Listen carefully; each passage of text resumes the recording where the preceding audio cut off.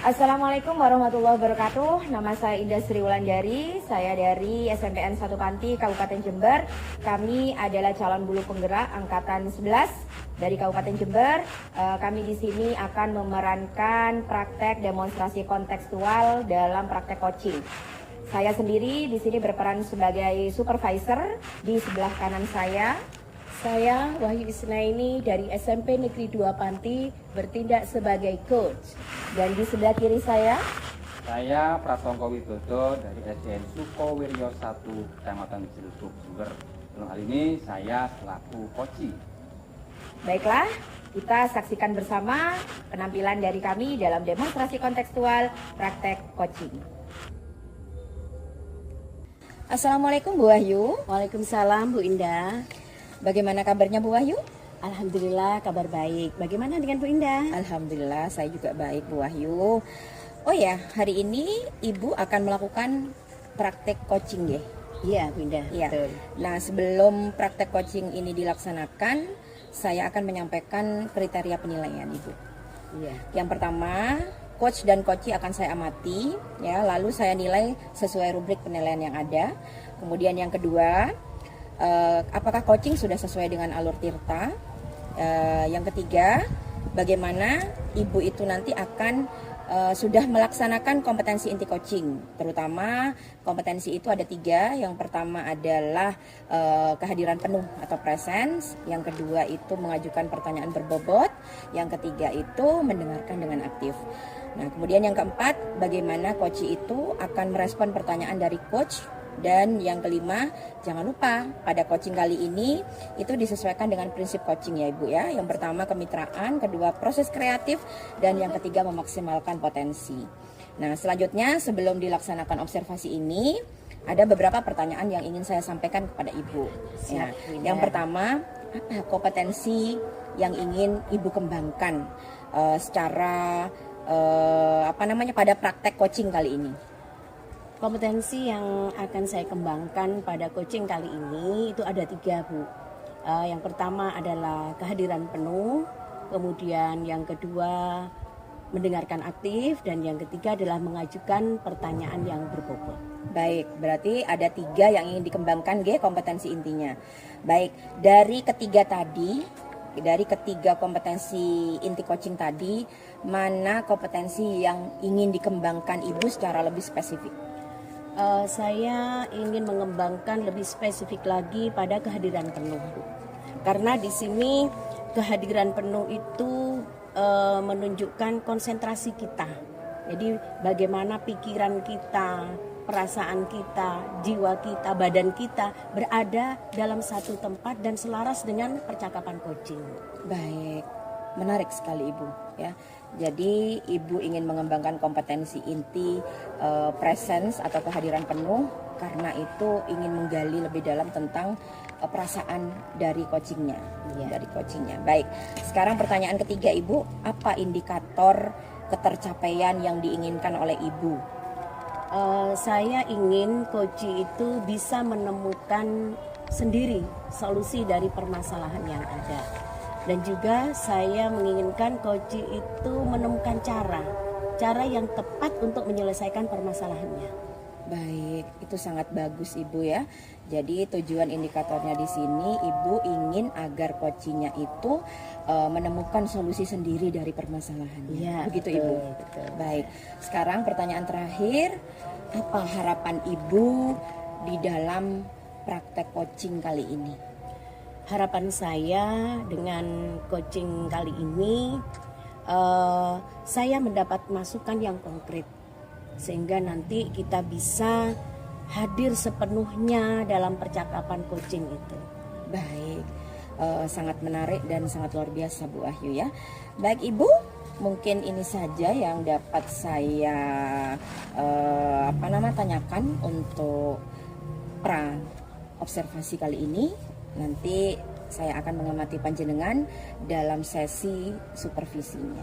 Oke, monggo Bu Wahyu, saya pulang dulu dan saya akhiri. Assalamualaikum warahmatullahi wabarakatuh. Waalaikumsalam warahmatullahi wabarakatuh. Selamat siang Pak Pras, apa kabar? Selamat siang Ibu, kabar baik. Alhamdulillah hari ini saya sehat. Hanya saja saya ingin berbincang-bincang dengan Ibu karena ada hal yang menjadi beban buat saya akhir-akhir ini. Apakah Ibu ada waktu untuk diskusi sebentar saja? Tentu saja Pak, dengan senang hati. Tadi Bapak menyampaikan ada beban pikiran di pikiran Bapak. Mungkin Bapak bisa menceritakan kepada saya? Ya ini Bu, begini ya, akhir-akhir ini kan saya ini memikirkan masalah yang terkait dengan siswa saya yang pasif saat pembelajaran. Juga saya khawatir ada ketinggalan materi pelajaran gitu loh Bu. Oh, jadi ada siswa Bapak yang pasif di kelas saat pembelajaran, begitu? Nah, ya itu Bu, benar seperti itu Bu Wahyu. Jadi apa tujuan Bapak dalam percakapan kita kali ini? Saya ingin menemukan solusi ya, agar siswa saya bisa aktif saat pembelajaran di kelas, sehingga dia tidak ketinggalan materi pelajaran. Seperti itu ya Bu. Baik, mari kita lihat kondisi keseharian anak ini. Bagaimana menurut Pak Pras keseharian anak ini? Apakah ada faktor-faktor yang mempengaruhi sehingga dia pasif pada saat pembelajaran? Ya, dia banyak diam, tidak berinteraksi dengan teman-temannya saat pembelajaran.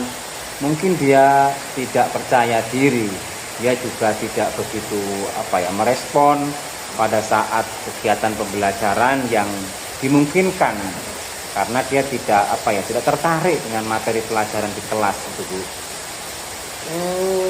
Bapak sudah mengetahui ya penyebab dari permasalahan ini. Nah, bagaimana kondisi belajar anak ini saat di rumah? Menurut informasi dari orang tuanya sih, dia sering bermain di rumah dan tidak suka belajar memang Bu. Sepertinya anak ini memang perlu perhatian lebih dari orang tuanya, bahkan dari kita. Ya, saya merasa kasihan sih Bu, kan saya ingin membantu, tapi saya juga merasa bingung ini karena anak ini terlalu pendiam dan tidak banyak berkomentar. Ya, rasa kasihan dan bingung dari Pak Pras ini wajar, karena Pak Pras ingin memberikan yang terbaik demi masa depan anak ini. Nah, menurut Bapak, apa yang sudah Bapak lakukan untuk menyelesaikan permasalahan ini? Saya berbicara dengan dia, mencoba memberi motivasi, tetapi sepertinya dia tetap pasif Bu. Jadi Bapak sudah memberikan motivasi, tapi anak ini masih tetap pasif. Nah, menurut Bapak, apa yang bisa dilakukan untuk membantu anak ini agar dia bisa lebih aktif lagi dalam pembelajaran?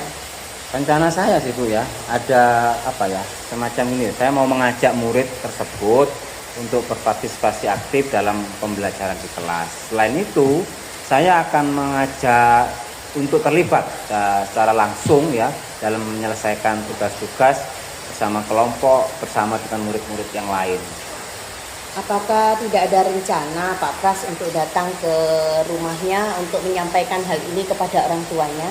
Oh, iya sih Bu, saya juga akan mendiskusikan hal ini dengan orang tuanya. Baik, nah itu bagus Pak Pras. Jadi langkah-langkah yang Bapak laksanakan ini mengajak murid untuk berpartisipasi aktif dalam pembelajaran di kelas, kemudian mengajaknya untuk melaksanakan tugas secara berkelompok, bahkan Bapak akan datang ke rumah orang tuanya untuk mendiskusikan masalah. Nah, kapan kira-kira rencana ini akan dilaksanakan?